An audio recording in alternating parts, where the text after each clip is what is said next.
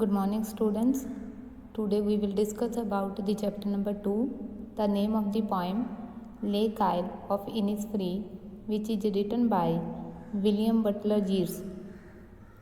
Here you can see the pic of W.B. Yeats, which is the nickname of William Butler Yeats, who wrote the poem Lake Isle of Innisfree. Now we will discuss about the poet. William Butler Yeats was a well-known Irish poet and dramatist. बच्चे जो W.B. Yeats है उनका birth हुआ था 1865 and उनकी death हुई थी 1939 में. वो इरिश मीन्स कि आयरलैंड के पोएट थे और ड्रामाटिस्ट थे, मीन्स कि वो प्लेस वगैरह भी लिखते थे. He was deeply devoted to the cause of Irish independence and played a major role in reviving the general public interest in Ireland culture heritage. जो पोएट थे उन्होंने जो इरिश की इंडिपेंडेंस में एक महत्वपूर्ण रोल प्ले किया और उन्होंने जो कि इंडिपेंडेंस के दौरान जो आयरलैंड का कल्चर था डिस्ट्रॉय हो चुका था और साधारण लोगों में फिर से रीडेवलप किया, रीग्रोथ किया, मीन्स कि लोगों का उसमें इंटरेस्ट क्रिएट किया. ही also worked for the establishment of the national theatre of Ireland. उन्होंने आयरलैंड में नेशनल थिएटर इस्टेब्लिश करने में भी हेल्प की. थिएटर जिसमें स्टेज पे प्ले करते हैं आर्टिस्ट विदाउट शॉट. हमारे अमृतसर में एक थिएटर है जिसका नेम है नाटशाला. Yeats was awarded the Nobel prize in literature in 1923. Yeats को लिटरेचर की फील्ड में 1923 में नोबेल प्राइज भी दिया गया. लिटरेचर जो रिटन मटेरियल में हमें मिलता है जैसे हिस्टोरिकल बुक्स होगी, फेरी टेल्स होगी, ड्रामास, पोइट्री, पोइम्स, ये रिटन वर्क्स सारा लिटरेचर में ही इंक्लूड होता है.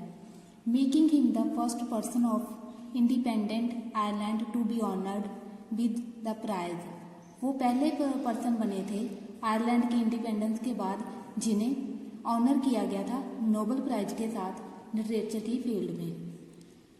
Some of his major works are The Winding Stair and The Resurrections.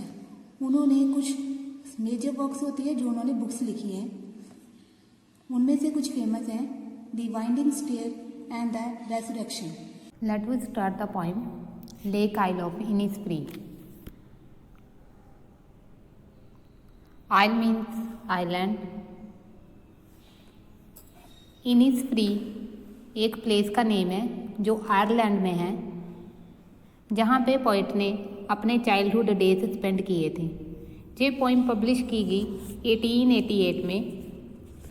इस पोइम के थ्रू पोइट पीस की तलाश कर रहा है, मीन्स कि वो वहाँ जाके शांति प्राप्त करना चाहता है. अब हम इस पोइम को एक्सप्लेन करेंगे लाइन बाय लाइन. इस पोइम में टोटल 12 लाइन्स हैं और ये एक म्यूज़िकल पोइम है. इस पोइम में 3 स्टैंडर्स हैं और ईच स्टैंडर्स में 4 लाइन्स हैं.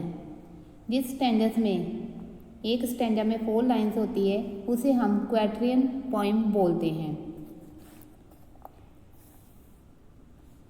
Now we will discuss the poem line by line.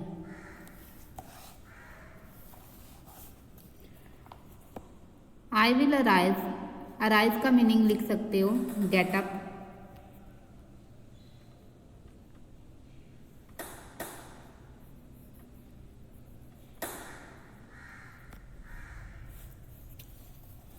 And go now.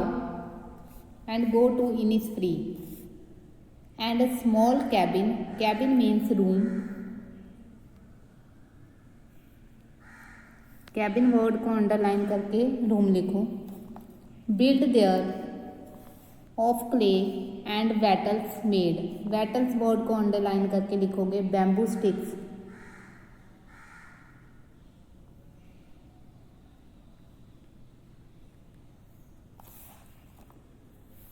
Nine bean rows. Nine bean rows को अंडरलाइन करो, it means field.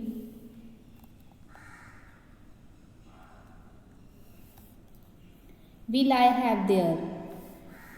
a hive for the honey bee and live alone in the bee loud glade.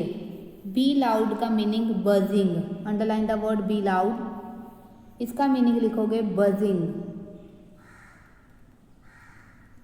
And next word है Glade, उसका meaning है open space.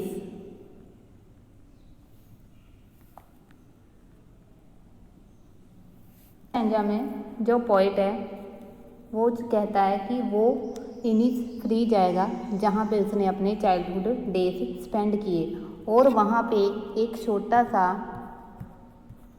Cabin बनाएगा जो किसका बना होगा, क्ले का और बैटल्स का.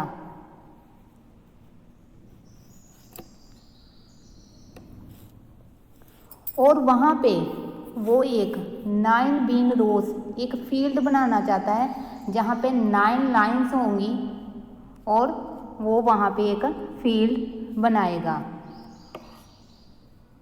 साथ में ही वो वहाँ पे हनी बी, जो हनी बी का हाइव होगा, वहाँ से जो उनकी बीज की बजिंग की जो साउंड आएगी वो उसको सुनना चाहता है. वो वहाँ पे अकेला रह के नेचर की ब्यूटी को एंजॉय करना चाहता है. Next stanza. And I shall have some peace there, for peace comes dropping slow, dropping from the veils of the, veils underline करो और उसका मीनिंग लिखो curtain.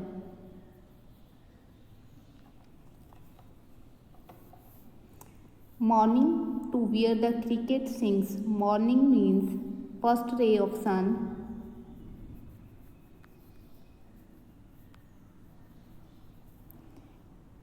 Cricket means an insect.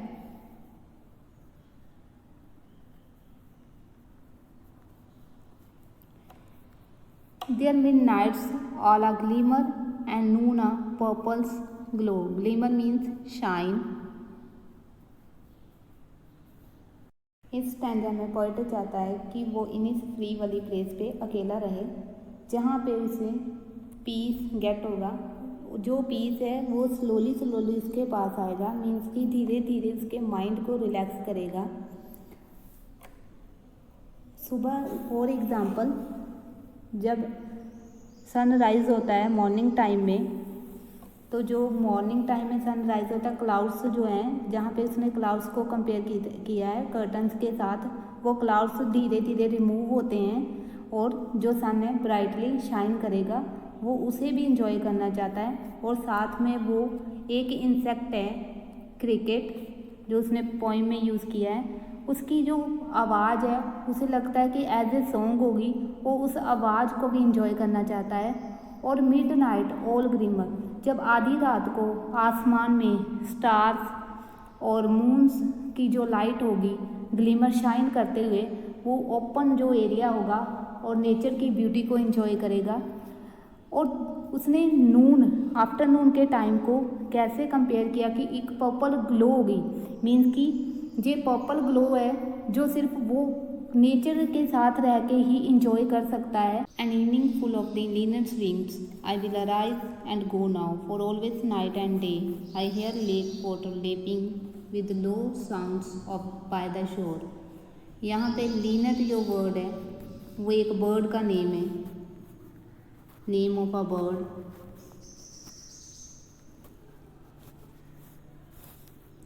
Full evening means कि जहाँ पे ना कोई AC होगा तो ना ही फैन होगा इवनिंग टाइम. लेपिंग का मीनिंग लिख सकते हो divert.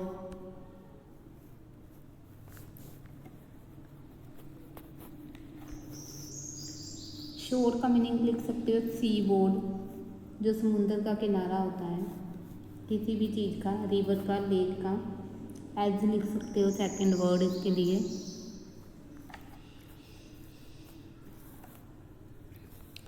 While I stand on the roadway or on the pavement's grey, pavement का मीनिंग फुटपाथ.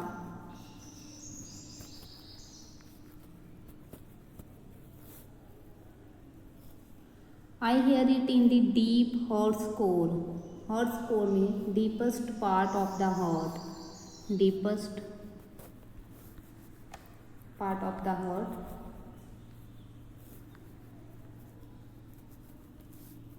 लास्ट स्टैंजा में पोएट क्या चाहता है कि इवनिंग टाइम पे वो लिनट जो बर्ड है उन्हें फ्लाई करते हुए स्काई में देखेगा, तो ये सीन बहुत ही ब्यूटीफुल होगा उसके लिए।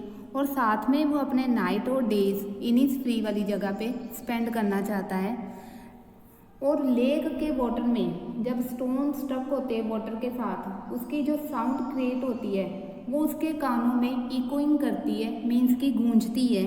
वो इसे भी इंजॉय करना चाहता है।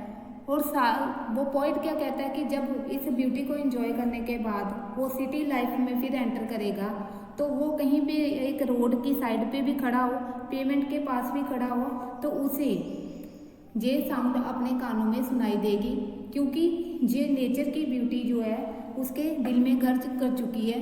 वो इसे इंजॉय करना चाहता है। वो पूरी तरह से सिटी लाइफ से फेड अप हो चुका है।